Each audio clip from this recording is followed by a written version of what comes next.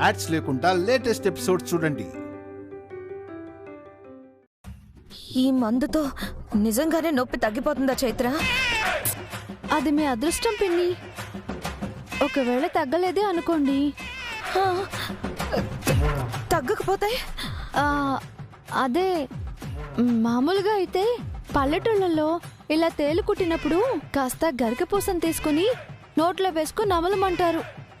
అది కాస్త నొప్పిని లాగేస్తుంది అంటారు.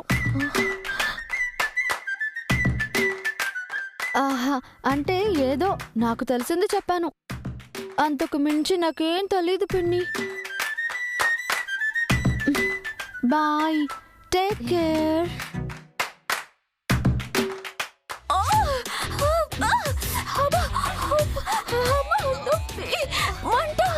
ఇందాకేంటే తేలు కుట్లేదని అబద్ధం చెప్పా. ఇప్పుడు హిస్టరీ అంతా నేను నీకు చెప్పుకునే పొజిషన్లో నేను ఇప్పుడు లేను. ఇప్పుడు అడగకు పిన్ని.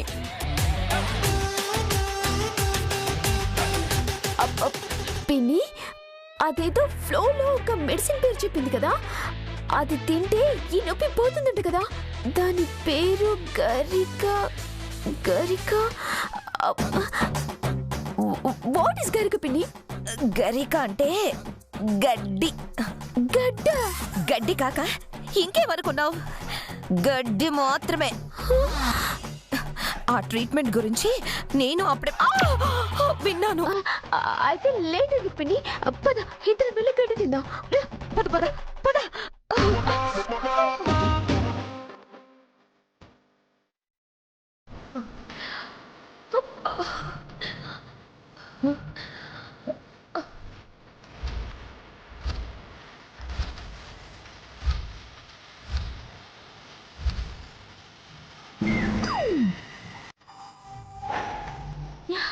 పిన్ని, ఇట్లా అదిగో గడ్డ ఎక్కడుంది? పద.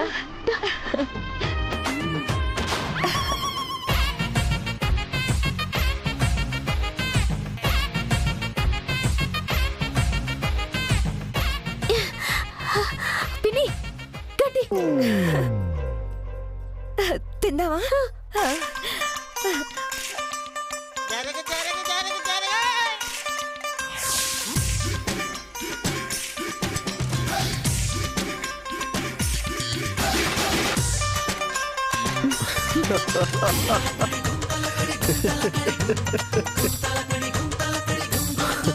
ఫైనల్ గా మీ బుద్ధి గడ్డి తినే పొజిషన్ కి చేరిందన్నమాట.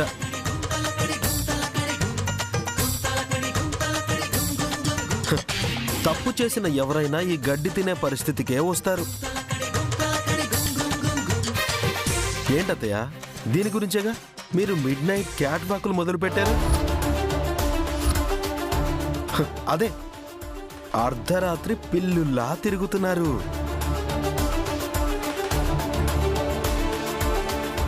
నీకెందుకు కష్టం అత్తయ్యా? అడిగితే నేనే ఓపెన్ చేసావని కదా. చైత్ర, ఇటు తిరుగు.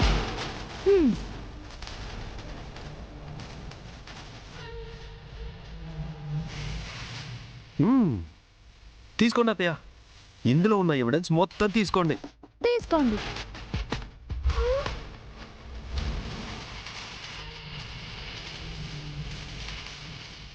అంటే ఇంతవరకు ఎంటీ దాన్ని చూపించి మమ్మల్ని టెంప్ట్ చేశారన్నమాట. మీ బంకర బుద్ధి మరి మాకు తెలుసు కదా, అందుకే ఆ బంకర బుద్ధికి గ్రాస్ పడిచ్చేలా ప్లాన్ చేశామన్నమాట. చైత్ర, చెప్పాను కదా అత్తయ్య, నిజం కంటికి కనబడకపోయినా బగ బగ బగ మండుతూనే ఉంటుందని. ఆ మంట ఏ రూపంలో అయినా మీ మీద దాడి చేయొచ్చు. ప్రస్తుతానికి ఈ రూపంలో దాడి చేసింది. పెన్ని, కడుపు నిండా గడ్డి తిన్నారుగా, వెళ్ళి కంటి నిండా నిద్రపోండి. గుడ్ నైట్ పిన్ని, స్వీట్ డ్రీమ్స్ స్మైలీ. పద కన్నయ్య.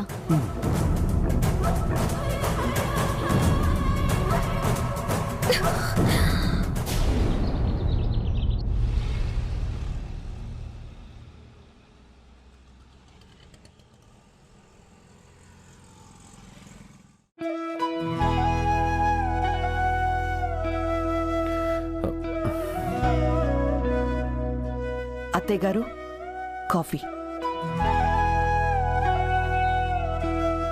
ఆనంద్,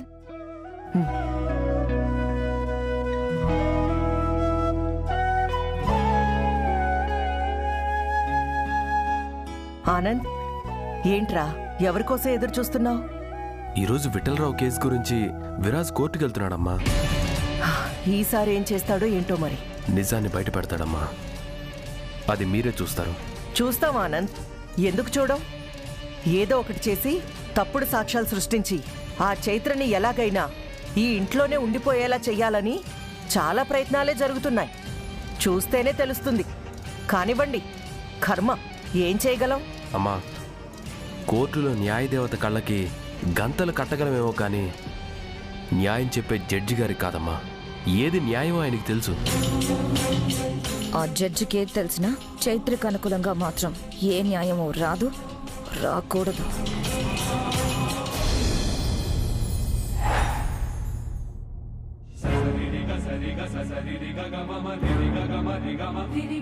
కన్నయ్య, ఇన్నేళ్లుగా మా అమ్మ అనుభవిస్తున్న నరకం ఈ రోజుతో ముగిసిపోవాలి.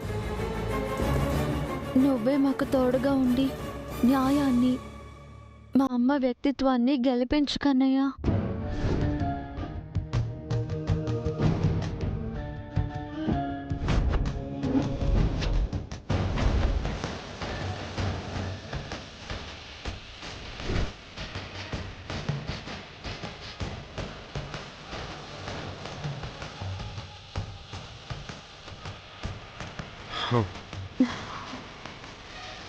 ఆ దేవుడి బ్లెస్సింగ్స్తో పాటు న్యాయం కూడా మన వైపే ఉంది. టెన్షన్ వద్దు చైత్ర. ఏది ఏమైనా సాక్ష్యాలు మనకే సపోర్ట్ చేసి మనకి దక్కాల్సిన న్యాయమైన తీర్పు మనకే దక్కుతుంది.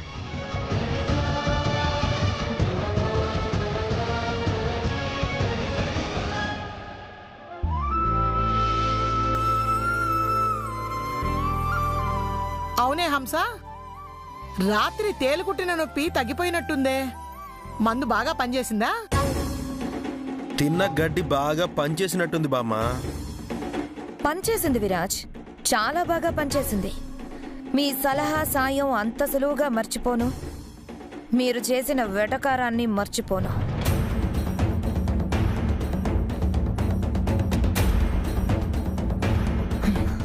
దీని సంగతి సరే గాని, ఇంతకీ మీ సంగతి ఏంటి? అన్నీ లైట్ తీసుకున్నట్టున్నారుగా. జంటగా కలిసి ఇల్లంతా తిరుగుతున్నారు. చూసావా వదినా, ఎన్నిసార్లు చెప్పినా మళ్ళీ ఇదే వరుస. నీ మాటకి మినిమం విలువ కూడా లేకుండా చేస్తున్నారు వీళ్ళిద్దరూ.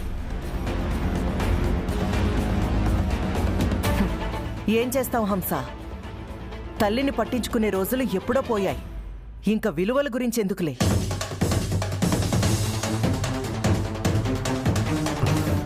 అత్తయ్య, ప్రతిదీ ఏదోలా స్క్రాచ్ చేసి దాన్ని ఇష్యూ చేయాలని ఎందుకు చూస్తారు? కలిసి వచ్చారు, ఆ విషయాన్ని క్యాజువల్గా కూడా చూడొచ్చు కదా. మీకింకా తేలుకుట్టే నొప్పి పోనట్టుంది. మామ్, తప్పొప్పులు చూసే కళ్ళని బట్టి ఉంటాయి. వాటి గురించి నేను మాట్లాడను. తల్లిగా ఎప్పుడూ నీ బిడ్డల గెలుపునే కోరుకునే గొప్ప తల్లివి నువ్వు. నీ మనసేంటో నాకు తెలుసమ్మా.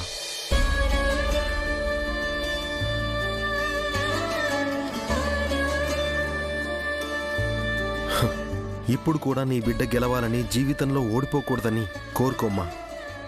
మంచి జరగాలని మమ్మల్ని ఆశీర్వదించు.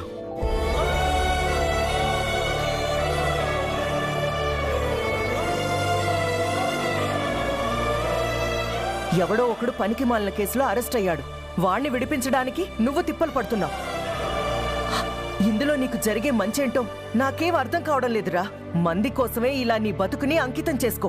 నేను ఆశీర్వదిస్తూనే ఉంటాను.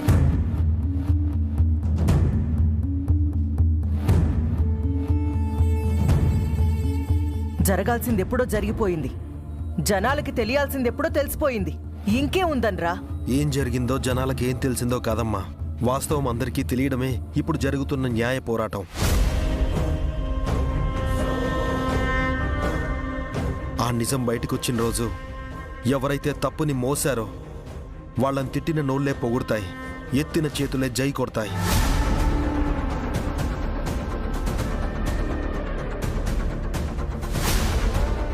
తప్పు చేసిన వాళ్లను తరిమి తరిమి కొడతాయి. వీడి డైలాగ్ ఫోకస్ అంతా నా మీద పెట్టి మాట్లాడుతున్నాడు. ఛీ, అంతా నా కర్మ. అత్తయ్య, ఈ ఇంటికి తగిన కోడల్ని నేను కాదు అని నన్ను బయటికి పంపించాలని మీరు అనుకుంటున్నారు.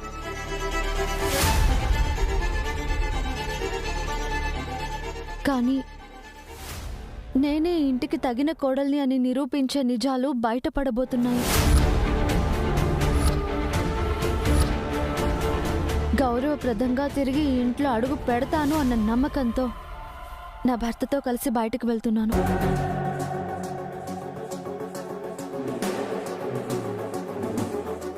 నిజమేంటో మీకు తెలిసే తీరుతుంది. మరి మీరు చెప్తున్న నిజం నిరూపణ కాకుండా పోతే అప్పుడేం చేస్తావు?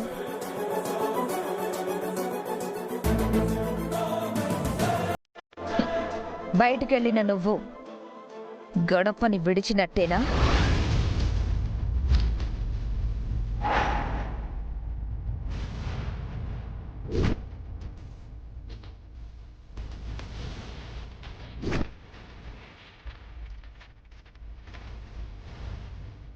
నిజం నిరూపించకపోతే నువ్వు ఈ ఇంటికి తగిన దానివి కాదు అని తేలితే ఇక ఈ ఇంట్లో అడుగు పెట్టవు కదా అని అడుగుతున్నాను.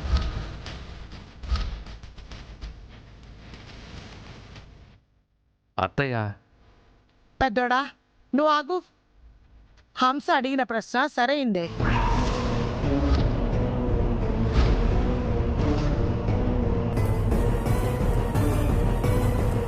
చైత్ర కూడా సమాధానం చెప్తేనే కదా ఇక ముందు ఏ సమస్య ఉండదు, విషయం కూడా తేలిపోతుంది.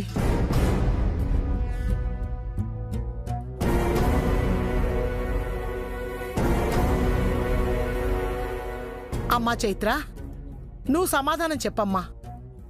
నువ్వు చెప్పినట్టే జరిగితే చిన్నోడి భార్యగా ఎప్పటికీ ఈ ఇంటి కోడలుగానే ఉంటావు.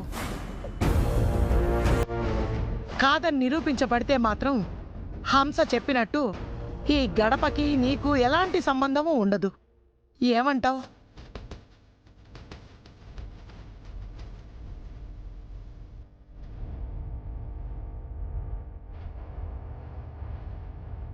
బామ్మ, అక్కడ కోర్టులో జరుగుతున్నది చైత్ర జీవితానికి సంబంధించిందే ఉండొచ్చు.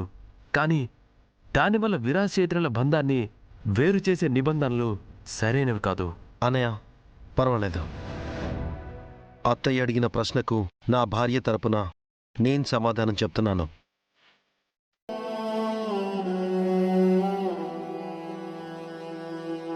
మేం సిద్ధంగానే ఉన్నామన్నయ్య.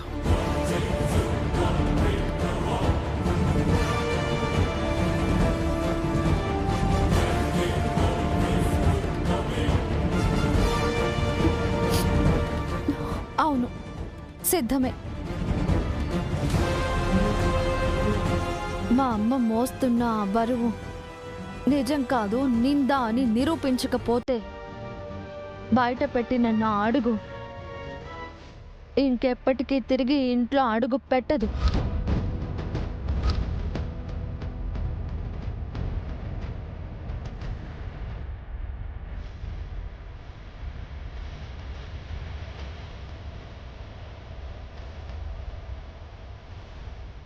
నా భర్తే నన్ను సాగనంపుతున్నారు అనుకోండి. మాటకి కట్టుబడే ఉంటావు కదా, మరోసారి మాట మార్చి వంకలు పెట్టుకొని రాకూడదు. ఈ గడపలో అడుగు పెట్టిన రోజే చెప్పాను, నా అడుగు బయటికి పోతుంది అంటే అది శ్మశానానికి అని, మళ్ళీ తిరిగి రాదు అని.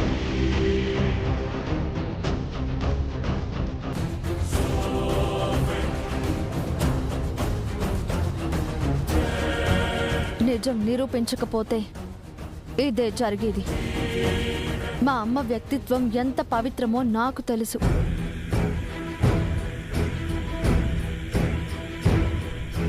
అయితే నువ్విక వెళ్ళేది శ్మశానానికే. అంత సులువుగా నిన్నీ గడపలో అడుగు పెట్టనివ్వనా? అడుగు పెట్టే అవకాశమే ఇవ్వను. అన్నయ్య మేము వెళ్ళొస్తాం. All the best Viraj. మీరు అనుకున్నది సాధించుకొని జంటగా తిరిగి శుభంగా ఈ గడపలో అడుగు పెట్టాలని కోరుకుంటున్నాను. థ్యాంక్స్ అన్నయ్య.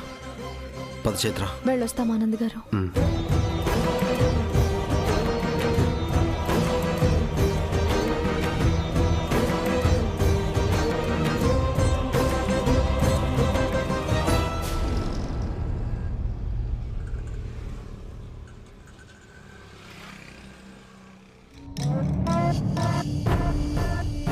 ఇప్పుడు మీ కోర్టుకు హాజరు కాకుండా ఉండే అవకాశమే లేదా? లేదమ్మా, తప్పకుండా హాజరవ్వాల్సిందే. అవ్వకపోతే ఏంటంట, ఏదో పనుందనో అనారోగ్య కారణాలు చెప్పి పెద్ద పెద్ద పొలిటీషియన్స్ డబ్బున వాళ్ళు మేనేజ్ చేస్తుంటారు కదా, అలా ఏం చేయలేమా? అలా ఏం చేయలేం. అయినా పర్టికులర్గా మీకు ఇచ్చిన నోటీసులోనే మెన్షన్ చేసింది కదా సార్, కోర్టుకు హాజరు కాని పక్షంలో పోలీసులు మిమ్మల్ని అరెస్ట్ చేసి కోర్టుకు తీసుకుని వస్తారు. మేడం, అనవసరమైన కాంప్లికేషన్స్ మనమే క్రియేట్ చేసుకున్న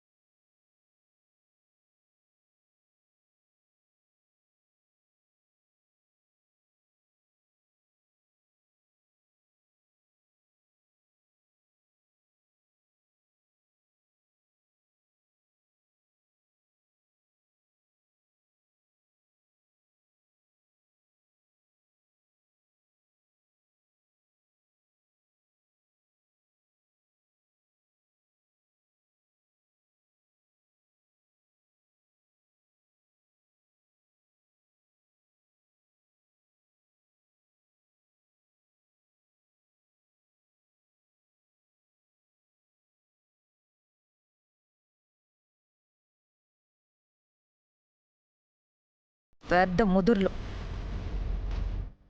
దాన్ని కొట్టేయాలని మేం ప్లాన్ చేస్తే మా ప్లాన్ని మాకే రివర్స్ చేశారు. అంతేకాదు, ఆ ఎవిడెన్స్ని ఎప్పుడో కోర్టుకు అందేలా చేశారు.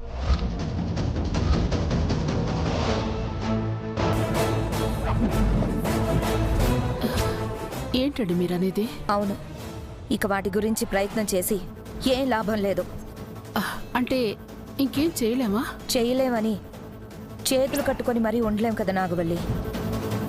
వాళ్ళ ఎవిడెన్స్ని కోర్టు వరకు తీసుకెళ్తే కోర్టుకు వెళ్ళిన ఎవిడెన్స్ని ఓపెన్ అవ్వకుండా మనం చేయాలి. ఏం చేయగలం? విటల్ మీద కేసు పెట్టిన అమ్మాయిని కోర్టుకు రాకుండా చెయ్యాలి.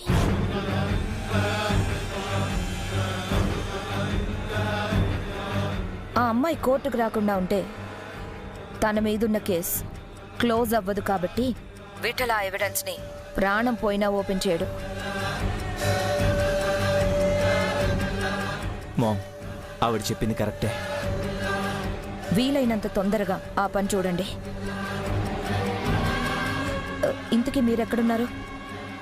కోర్టుకు హాజరవ్వమని నోటీసులు పంపారు. లాయర్ని కలిస్తే ఏదైనా పని అవుద్దని కోర్టు ఏరియాకి వచ్చాం. కానీ ఏం లాభం లేదు. ఇప్పుడు మీరు చెప్పిందంతో కాస్త ధైర్యం వచ్చింది. అంటే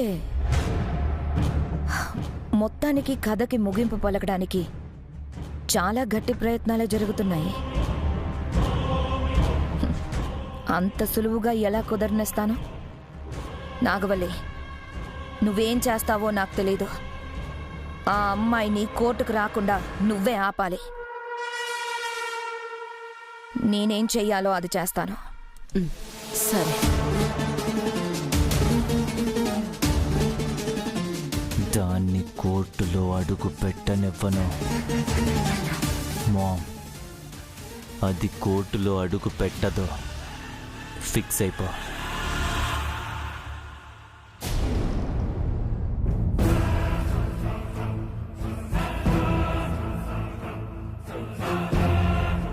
పిన్ని, ఇక్కడేం చేస్తున్నావు? స్మైలీ, పద కోర్టుకెళ్దాం. నేనా? కోర్టుకా? అవును. చైత్రని దెబ్బ కొట్టాలంటే నువ్వు నా పక్కనుంటే కొంచెం సాయంగా ఉంటుంది. నీ సహాయం పాడుగాను. నేను మీతో కోర్టు దగ్గర కనిపిస్తే ఆ చైత్ర నా బతుకుని అరటి పండులో ఒలిచి ఆనంద్ గారు ముందుంచుతుంది. అప్పుడు అక్కడ కోర్టు కేసేమో కానీ నేను సూట్ కేసు సర్దుకోవాల్సి వస్తుంది. ఏంటి ఆలోచిస్తున్నావు? ఏం లేదు పిన్ని, నేను అక్కడికి వస్తే విరాట్ చైత్రలకి ఆపోజిట్ గా ఏదైనా చేయటానికి వచ్చానేమోనని ఆనంద్ గారు అనుమానిస్తారు. ఆల్రెడీ ఈ విషయంలో ఆయన చేత 2 సార్లు అక్షింతలు పడ్డాయి.